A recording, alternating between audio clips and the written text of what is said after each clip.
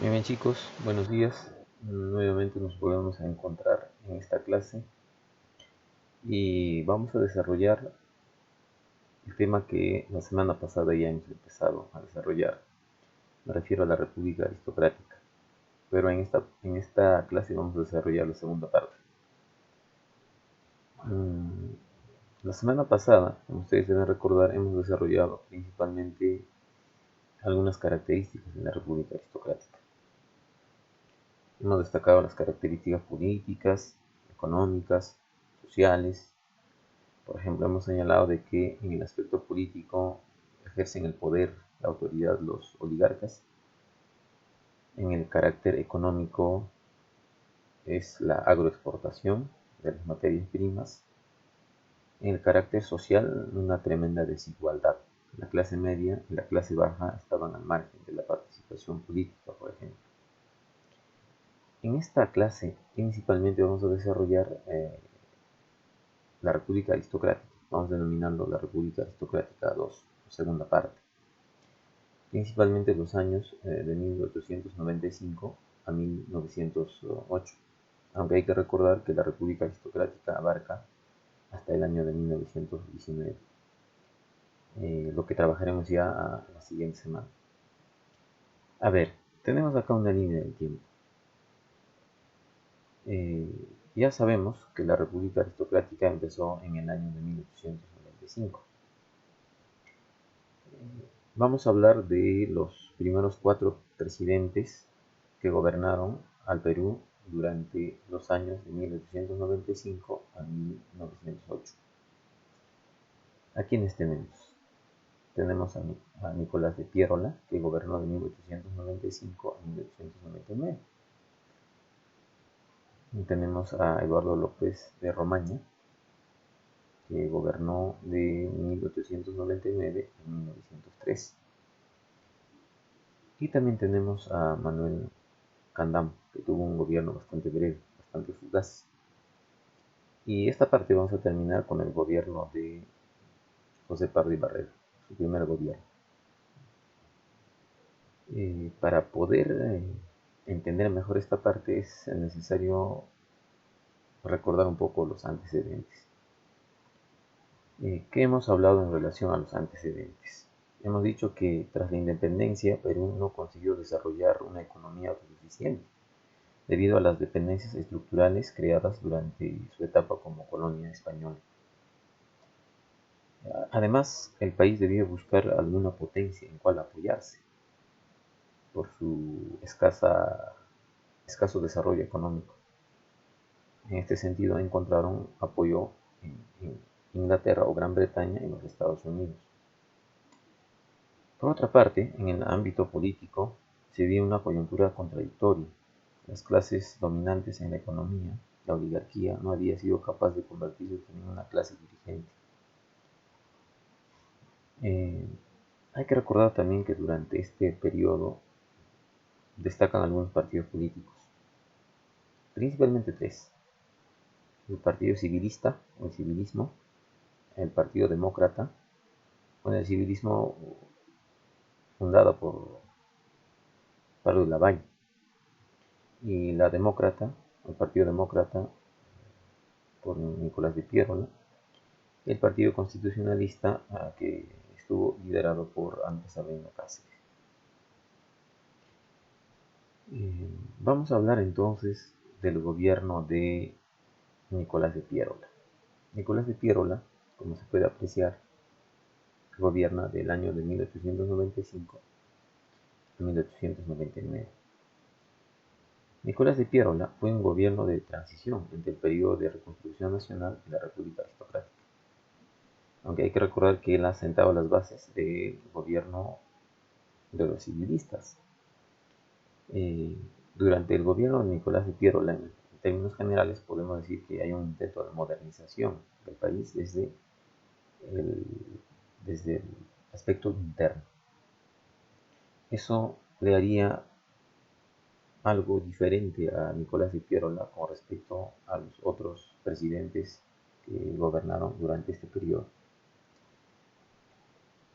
Hablemos de algunos aspectos económicos que caracterizó el gobierno de Nicolás de Piérola. Reformó el sistema tributario, funda la Asociación Recaudadora de Impuestos, el estanco de la sal. Se disminuyen los impuestos a los artículos de primera necesidad, por ejemplo. Y se aumenta a los suntuarios. En este caso afecta a la economía de la clase dominante. Por otro lado, reformó el sistema monetario, estableció el patrón de oro como unidad monetaria, la libra peruana de oro. Por otro lado, tenemos la actividad financiera fue estimulada, por ejemplo se creó el Banco del Perú en Londres, el Banco Popular, el Banco Internacional, la Compañía de Seguros, acá surgió la Compañía de Seguros de RIMAC, por ejemplo. Se produce la recuperación del sector minero, la agricultura exportadora de algodón y azúcar.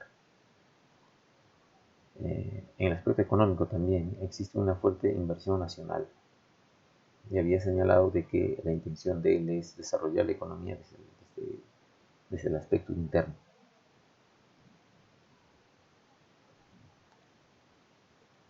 En el aspecto social, ¿qué podemos decir en el aspecto social? Se produce un robustecimiento del proletariado capitalista. Hay que recordar que durante este periodo ya surgen los movimientos obreros, por ejemplo, por el desarrollo principalmente de la cuestión industrial a nivel mundial. Pero se produce también un incremento de rebeliones indígenas, sobre todo en la parte del sur del Perú. En la Amazonía encontramos que se produce el fomento y la colonización precisamente de esta parte de Perú, es decir, la región selvática. Hay que recordar que durante esta época en la Amazonía se vive la época o el gran desarrollo del caucho. Está en su máxima explotación el caucho. Hay que recordar que era importante, ¿no?, a nivel mundial. Por otro lado tenemos algunas obras públicas, por ejemplo se construye el Paseo Colón, Plaza Bolognesi, etc. Pero por otro lado encontramos que se crea el Ministerio de Fomento y Obras Públicas. Se realiza, por otro lado, ¿no?, la carretera Tarma-Chanchamayo, por ejemplo. Son algunos aspectos que caracterizaron el gobierno de este presidente que estamos mencionando, que en realidad actúa como un puente, una transición del segundo militarismo hacia el segundo civilismo. Hablemos de Eduardo López de Romaña. Eduardo López de Romaña gobierna desde el año de 1899 a 1903. Él había sido elegido por los civilistas con apoyo de los demócratas. Pero hay que recordar que cuando llega al poder tiene una fuerte inclinación hacia el partido civil, y eso va a provocar que los demócratas pasen o se convierten en opositores. Por otro lado, vamos a encontrar una fuerte contradicción entre el poder ejecutivo y el Congreso, es decir, el poder legislativo. Pero hablemos de algunas obras, algunos hechos que ocurren durante el gobierno de este presidente. En el año de 1999 se establece un nuevo contrato con una nueva compañía en este caso, y así surge la Sociedad Nacional de Recaudación de Impuestos, lo que actualmente vendría a ser, por ejemplo, la SUNAT, ¿no? Pero por otro lado, crea la Compañía Salinera del Perú para administrar mejor el estanco de la sal. Hay que recordar que en Ayacucho, para ser más preciso en Huanta, se había producido un levantamiento por el incremento del impuesto a la sal, ¿no? El reclamo era principalmente de cómo era posible que se debía pagar por algo elemental, ¿no?, algo importante para la alimentación. Por otro lado, vamos a encontrar que hay un gran desarrollo de la agricultura, y precisamente pensando en eso, funda la Escuela Nacional de Agricultura Veterinaria. Pero también promulga el Código de Minería, lo cual exoneró de fuertes cargas fiscales a los capitales extranjeros. De igual forma, promulga el Código de Aguas, lo cual reglamentaba el riego en proporción al tamaño de las propiedades. Esto provocó en la costa, sobre todo en la costa, provocó la monopolización del uso del agua por parte de los grandes hacendados. Eso entonces en las cuestiones internas en relación a este gobierno. Hablemos del aspecto internacional. ¿Qué ocurría en el mundo durante esta época del gobierno? Tenemos que se firma el Tratado Osma-Villazán, lo cual establecía la demarcación directa de las fronteras peruano-bolivianas.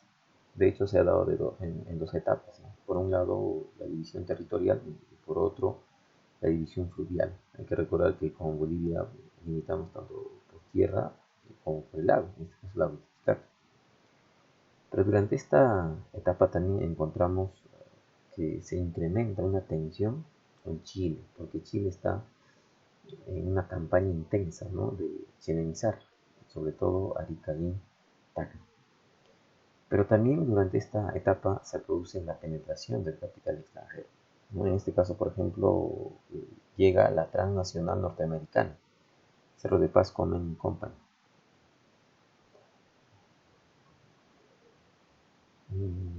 El siguiente gobierno es de Manuel Candamo, que fue bastante breve, solamente de 7 meses. Él asume el poder en el año de 1903 y gobierna hasta 1904. Él fue un candidato de la coalición, en este caso una coalición, es decir, una alianza entre los constitucionalistas y los civilistas. Una vez que asume el poder, es apoyado por Lino Alarco y Serapio Calderón, el primer vicepresidente y el segundo, respectivamente. Sin embargo, su primer vicepresidente, es decir, Lino Alarco, fallece antes de juramentar el cargo, por lo que quedará con su único vicepresidente, en este caso Serapio Calderón. Pero hay que recordar también que Manuel Candamo había derrochado energía durante la campaña de 1903. Eso habría mermado la situación de su salud, por lo que uno de sus médicos le habría recomendado viajar hacia los baños de Jesús en Arequipa. Allí precisamente fallecerá este presidente.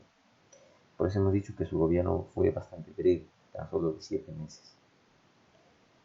Pero podemos destacar algunos hechos que han ocurrido durante el gobierno de este presidente. Se produce la huelga de jornaleros de Callao para solicitar un aumento jornal diario y labores de 8 horas. Hay que recordar que esta lucha se está desarrollando a nivel mundial en realidad. Esto influenciado principalmente por el desarrollo de la segunda revolución industrial. Por otro lado, encontramos la ley de ferrocarriles para promover la construcción de las líneas férreas a nivel nacional. Se produce también la inauguración del primer ferrocarril eléctrico transurbano de Lima a Chorrillos.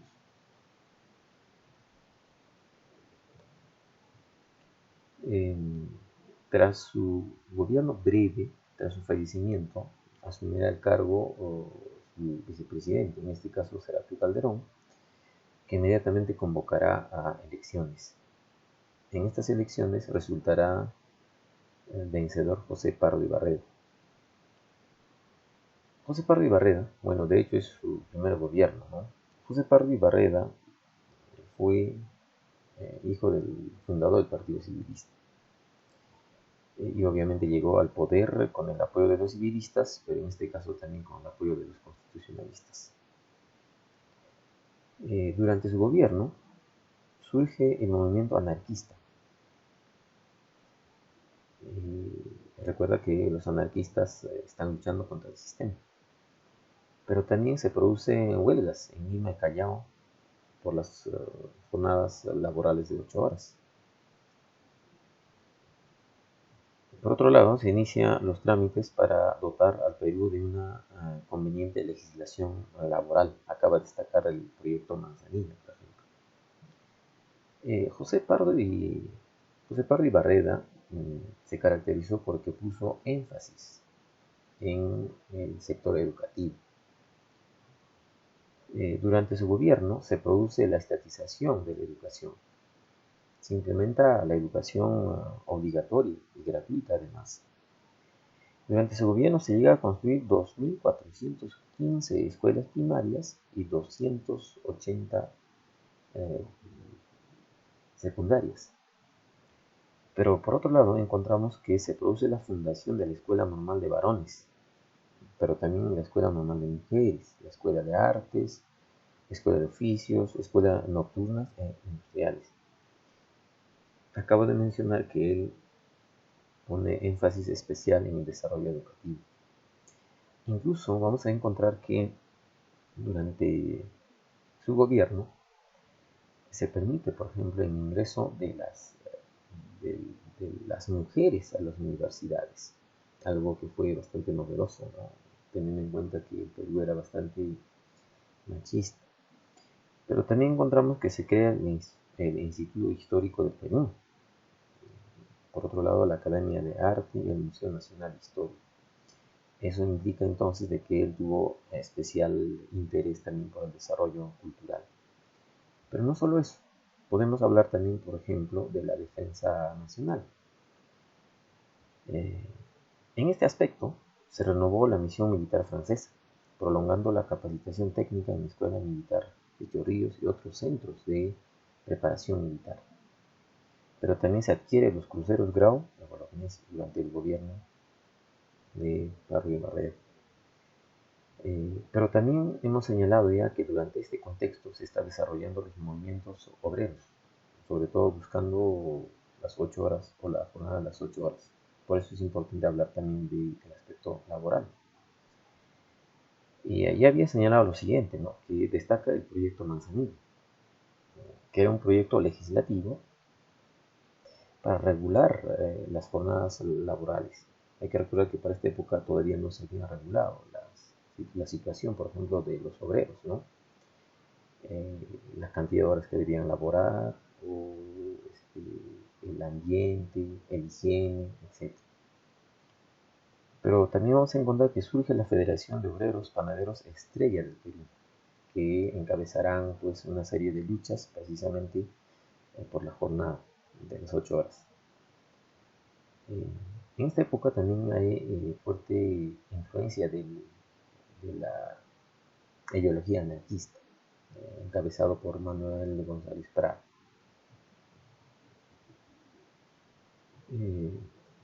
Podríamos hablar también del aspecto internacional. ¿Qué tenemos en el aspecto internacional? Encontramos que ocurre el incidente entre caucheros brasileños y peruanos cerca de los ríos Chandles y Amuehuense en el año de 1904. Por otro lado, tenemos que Chile continúa con el proceso de chilenización contra la población de Arica y Tacna. Hay que recordar que durante la Guerra del Pacífico, tanto Arica como Tacna pasaron al control de los chilenos. Entonces tenemos el gobierno de estos 4 presidentes. La siguiente semana vamos a trabajar los gobiernos posteriores hasta el año de 1919. Sin embargo, ustedes tienen una pequeña actividad que van a desarrollar. Ustedes realizarán un organizador de las luchas obreras por la jornada de las 8 horas en el Perú. Claro que también sería importante que indaguen qué estaba ocurriendo en el mundo, ¿no? Cuáles fueron las luchas más importantes en el mundo, pero hay que priorizar sobre todo la situación peruana. Y acá les dejo también algunas páginas a las que ustedes pueden acceder y ampliar un poco más acerca del tema que estamos desarrollando. Hasta la próxima.